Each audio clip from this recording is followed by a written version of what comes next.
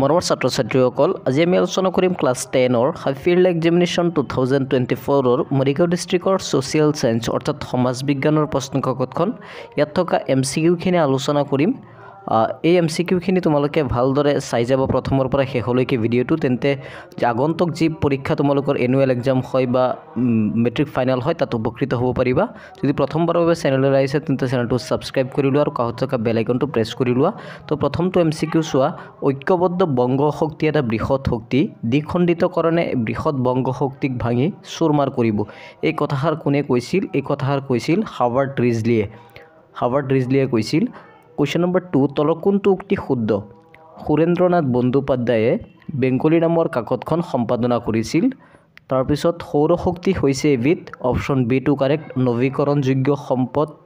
নৱীকৰণযোগ্য শক্তিৰ উৎস Question number 4 তলৰ কোনখন মহাদেশৰ সোঁমাজেৰে বিষুৱ ৰেখা পাৰ হৈ গৈছে আফ্ৰিকা মহাদেশৰ সোঁমাজেৰে বিষুৱ ৰেখা পাৰ হৈ গৈছে তাৰপিছত দ্বিতীয় গৰুণীয়া মেজমেলত গান্ধী অৰুণ চুক্তি আৰু আইন অমান্য আন্দোলন অনুষ্ঠিত হৈছিল ক্ৰমে দ্বিতীয় গৰুণীয়া মেজমেল অনুষ্ঠিত হৈছিল 1931 চনত আৰু 1932 চনত আইন অমান্য আন্দোলন আৰম্ভ হৈছিল 1933 চনত তো শুদ্ধ উত্তৰটো হৈছে option C next question number 6 Tikendrajit তলৰ কোনটো বিদ্ৰোহৰ লগত জড়িত টিকেন্দ্ৰিজিত মণিপুৰী বিদ্ৰোহৰ লগত মণিপুৰৰ বিদ্ৰোহৰ লগত জড়িত নেক্সট কুৱেশ্যন নম্বৰ 7 ইউৰোপ মহাদেশৰ উচ্চতম ঠাইখন হৈছে মাউণ্ট এলব্ৰাছে হৈছে ইউৰোপ মহাদেশৰ উচ্চতম ঠাই নেক্সট হৈছে কুৱেশ্যন নম্বৰ 8 ভাৰতীয় জাতীয় সেনা বাহিনী পুনৰ গঠন কৰাত নেতাজীক কোনে সহায় কৰিছিল ৰাহ বিহাৰী বসু অপচন বি তাৰপিছত কুৱেশ্যন নম্বৰ 10 IUCN প্ৰতিষ্ঠা হৈছিল ফ্ৰান্সত নেক্সট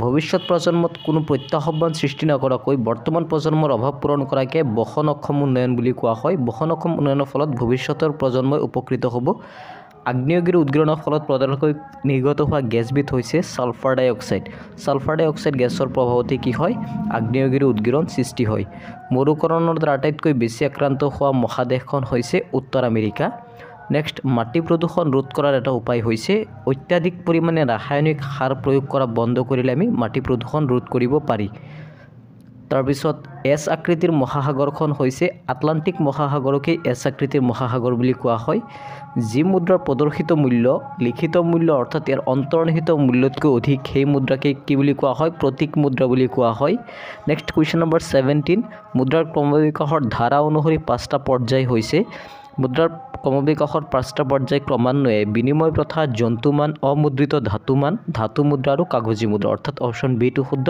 কুৱেশ্যন নম্বৰ 18 তলৰ কোনটো বাক্য শুদ্ধ অনাবেংক প্ৰতিষ্ঠানসমূহে চেকৰ যোগান নধৰে অনাবেংক প্ৰতিষ্ঠানসমূহত বীমাকৰণৰ ব্যৱস্থাকৰণ নাথাকে ওপৰৰ দুয়োটাই শুদ্ধ এ আৰু দুয়োটাই শুদ্ধ তাৰপিছত কুৱেশ্যন নম্বৰ 19 ভাৰতীয় সংবিধানৰ 42তম সংশোধনী মতে সংশোধিত হোৱা শব্দকেইটা হৈছে সমাজবাদী ধৰ্মনিৰপেক্ষ আৰু ঐক্য এই তিনিটা শব্দই সংবিধানৰ 42তম সংশোধনী মতে সংবিধানত এড কৰা হৈছিল ভাৰতৰ গণতান্ত্ৰিক ৰাষ্ট্ৰপতিজন হৈছে নামমাত্ৰ শাসক আৰু প্ৰধানমন্ত্ৰী হৈছে প্ৰকৃত শাসক গতিকে অপচন সি টু নামমাত্ৰ শাসক শুদ্ধ কুৱেশ্যন নম্বৰ 21 তলৰ কোনটো বাক্য শুদ্ধ তো শুদ্ধ বাক্যটো হৈছে কেৱল এক শুদ্ধ অৰ্থাৎ ইংলেণ্ডৰ সংসদীয় গণতন্ত্ৰ সংসদখন ভাৰতৰ সংসদতকৈ অধিক শক্তিশালী অপচন এ কেৱল এক শুদ্ধ কুৱেশ্যন নম্বৰ 22 স্বদেশী আন্দোলনৰ পটভূমিত ৰচিত বংগলক্ষীৰ ব্ৰতকথা নামৰ গ্ৰন্থখনৰ লিখক হৈছে ৰামেন্দ্ৰ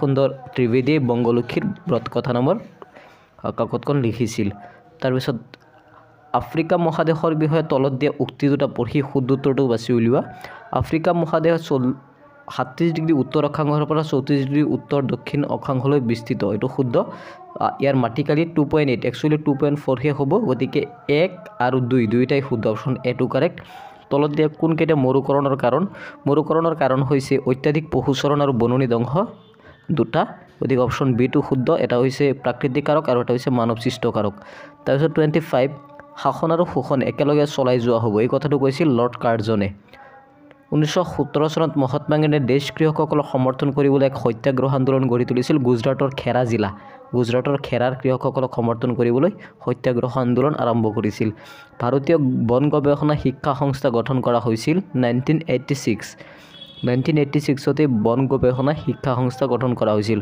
সবৰমতী আশ্ৰম ক'ত অৱস্থিত গুজৰাটত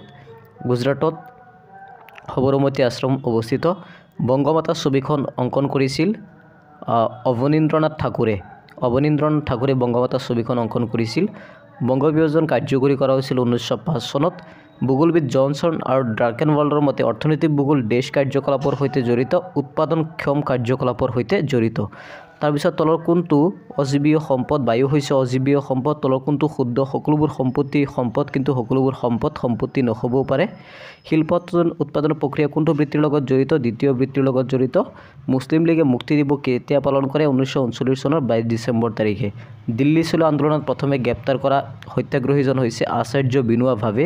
তলৰ কোনটো আন্তৰ্জাতিক সম্পদ? মহাসাগৰৰ অন্তৰ্নিহিত সম্পদ। এইটো হৈছে আন্তৰ্জাতিক সম্পদৰ উদাহৰণ। তাৰপিছত বিদেশী বস্তু বৰ্জন কোনটো কাকতে প্ৰকাশ কৰিছিল? সঞ্জীৱনী কাকতে। তাৰপিছত ইয়াণ্ডাবু সন্ধি স্বাক্ষৰিত হৈছিল, ইজি কুৱেশ্যন, 1826 চনৰ 24 ফেব্ৰুৱাৰী, সকলোৱে জানাই। তাৰপিছত কৰিম কিম্বা মৰিম শ্লোগানটো কোনে দিছিল? মহাত্মা গান্ধীয়ে দিছিল। তলৰ কোনবিধ সেউজ গৃহ গেছ? 1, 2 আৰু 4, অৰ্থাৎ CH4, CO2, N2O, এই তিনিটা হৈছে সেউজ গৃহ গেছ। তলৰ কোনটো বিকল্পকৈ শুদ্ধকৈ মিলালে কি হয়? অপশ্যন এটো কাৰেক্ট হয়। 43 সত্যাগ্ৰহ কৌশল গান্ধীয়ে প্ৰথমতে ব্যৱহাৰ কৰিছিল দক্ষিণ আফ্ৰিকাত। JW কুইণ্টনক হত্যা কৰা হৈছিল 1891 চনত মণিপুৰৰ বিদ্ৰোহত। কেয়াসকল কোন? কেয়াসকল হৈছে মাৰোৱাৰী মহাজন। এইখিনি আছিল MCQখিনি। এতিয়া আগবাঢ়িছোঁ ছেকশ্যন বি। ছেকশ্যন বিত আছে 2 নম্বৰীয়া কুৱেশ্যন, 3 নম্বৰীয়া কুৱেশ্যন আৰু 4 নম্বৰীয়া কুৱেশ্যন। লাষ্টত 10 নম্বৰীয়া এটা তোমাৰ প্ৰকল্পটো আছে। গতিকে এইখিনি আছিল ভিডিঅ'টো চাই কেনেকুৱা লাগিছে নিশ্চয় কমেণ্ট কৰি জনাবা, তেতিয়াহে মই এনেকুৱা ইউজফুল ভিডিঅ'বোৰ আপলোড কৰিব পাৰিম। ধন্যবাদ ধৈৰ্য সহকাৰে ভিডিঅ'টো চোৱাৰ কাৰণে।